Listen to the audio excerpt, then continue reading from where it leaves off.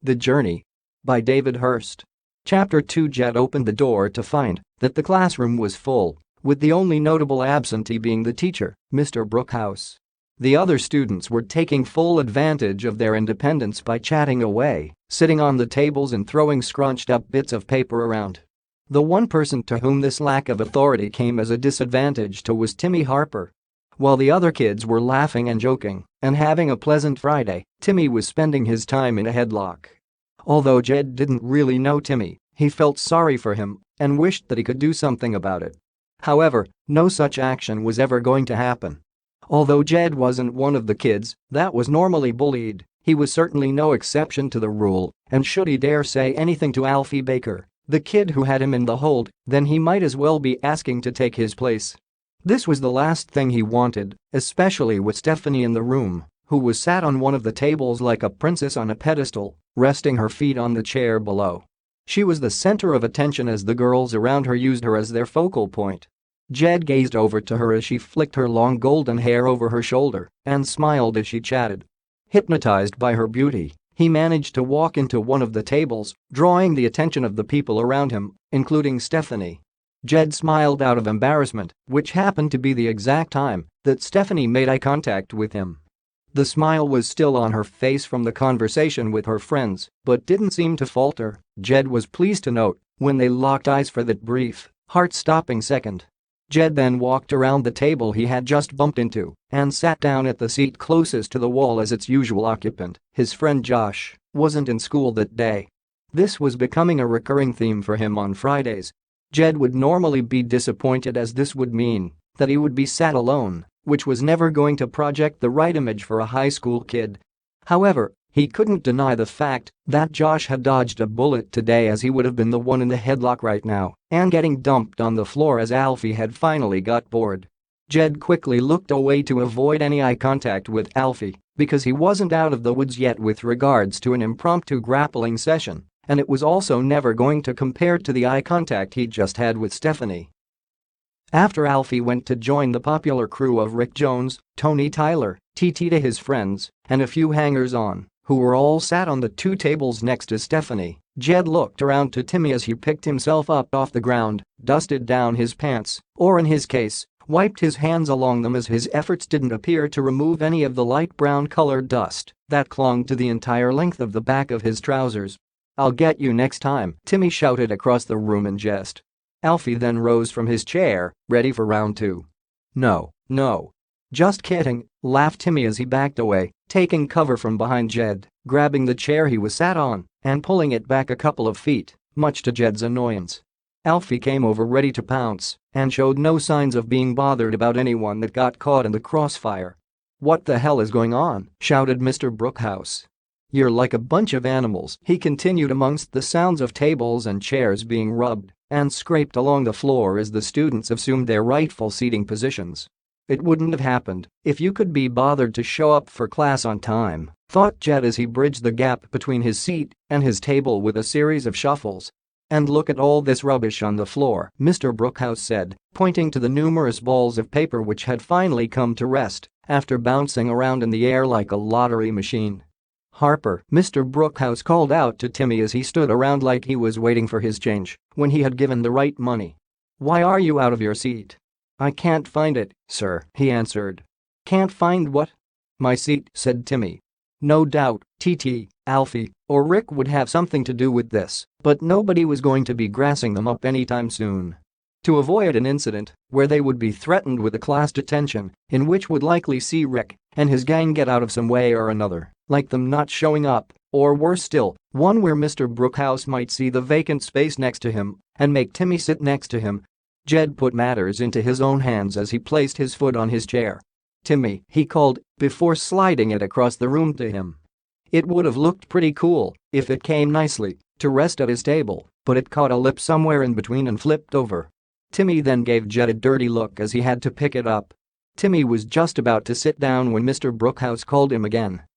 "While you're on your feet, Harper, you might as well pick all this litter up." "But sir," he moaned. However, He instantly realized that Mr. Brookhouse wasn't likely going to be entertaining any appeals, and with a deep exhalation as he shrugged his shoulders, Timmy worked his way down the aisle collecting the pieces of paper. Immediately following were a series of wolf whistles coming from Rick's side of the room. "Check out those sexy red underpants," TT shouted. The class erupted into laughter, all except Mr. Brookhouse, who also erupted, but not into laughter. "Silence," he shouted. "Harper," Mr. Brookhouse called when the sniggers faded. Timmy lifted his head up whilst remaining in a bent-over position. "Go back to your seat." Mr. Brookhouse had considered Timmy too much of a distraction and would leave the remaining scraps of paper until later. "Well, seeing as we are choosing some of our own subjects this year, I'm setting you an assignment that might help you," he said as he began walking down the aisles one by one, placing a sheet of blank paper in front of each student in turn. "What I want you to do is to write down what you want to do for a living when you leave school and why you want to do that particular job." Jed looked at the scrap of paper with disdain. It was obvious to him that Mr. Brookhouse had come ill-prepared and had just thought up an assignment on the spot. After 20 minutes of nothing but the sounds of pens scribbling, Mr. Brookhouse told them to stop writing. After collecting the sheets, he brought them to the front of the class. "Stephanie," he called out. Jed's ears pricked up. "So you want to be a hairdresser?" "Yes, I think so." "You think so," Brookhouse mused. "Just because you have chosen that particular career path doesn't mean that you can put any less effort into your exams because you never know when you'll need them." Stephanie shrugged, not knowing what to make of it, but her friends patted her on the back, giving her some reassurance. "Jenkins," Mr. Brookhouse called out. Jed sat up from his slouched position, shocked. He usually went unnoticed in such situations. "It says here that you want to become a waiter," he said, pulling his glasses down his nose. Most of the class sniggered at this. Jed couldn't bring his reddening face to see if Stephanie was one of them. "A writer," corrected Jed. "I said I wanted to be a writer. With handwriting like that, I can't see you achieving that goal." Again, the other students laughed, causing Jed's face to burn with embarrassment. "I don't know," said Jed. "You got to become a teacher and you can't even read." Jed didn't know where that came from, but he had said it now, and it felt good. "Get out of my classroom, now," shouted Mr. Brookhouse, who wasn't going to have a Year 9 student talk to him like that or beat him in a red-face competition. Jed pulled back his chair and left the room to stand outside in the corridor, where he remained for the remainder of the lesson until he was called in at the last minute to receive his detention slip in front of the class like he was presenting him with an award, which would act as a deterrent for any future insubordination. As Jed was making his way from the corridor to the main yard, a hand grabbed him. "That was awesome," said Rick. "Put that smarmy dickhead right in his place." "Thanks," said Jed, not really knowing what to say. "What are you doing for lunch?" Rick asked him. "I don't know," replied Jed. "Well, it sounded better than finding a quiet spot to eat his sandwiches. Why don't you come with us?" "Why? Where are you going?" Despite his sudden popularity, he didn't fancy eating his sandwiches behind the janitor's shed amid a cloud of passive cigarette smoke. "Just to the shed," Rick told him. I don't know," said Jed, trying to let them down without any repercussions. "Stephanie will be there," Rick coaxed. "Which Stephanie?" Jed asked, playing dumb. "The one you fancy, silly." "I don't," TT and Alfie laughed. "Sure you don't," said Rick. "So come on. I'll introduce you properly." Jed went along with them, unsure as to which he was most afraid of out of getting beaten up by Rick and his gang or having to talk to Stephanie. Chapter 3. "Have you seen them?" asked Ella, biting hard into her apple as she sat on the grass of the school field, looking over to the picnic tables. "Who?" asked Tammy, without looking up from her textbook. "The Barbie dolls," she said, motioning for her friends to look over at the popular kids who appeared to have commandeered the best tables in the outside seating area like some kind of high school royalty. Ella snarled as they laughed and joked amongst themselves, cocooned in the bubble of their own superiority. They should be in full uniform instead of parading around like they're a bunch of sluts. "Says you, with the black eyeliner on. You'll be made to wash that off," said Tammy. "I've got more in my bag. Besides, they're wearing makeup, but I bet no one tells them to wash it off." "I don't know what your problem is," said Fallon. "They're not doing any harm. Not at the moment, but all that will change the minute somebody looks the wrong way at them," Ella informed her.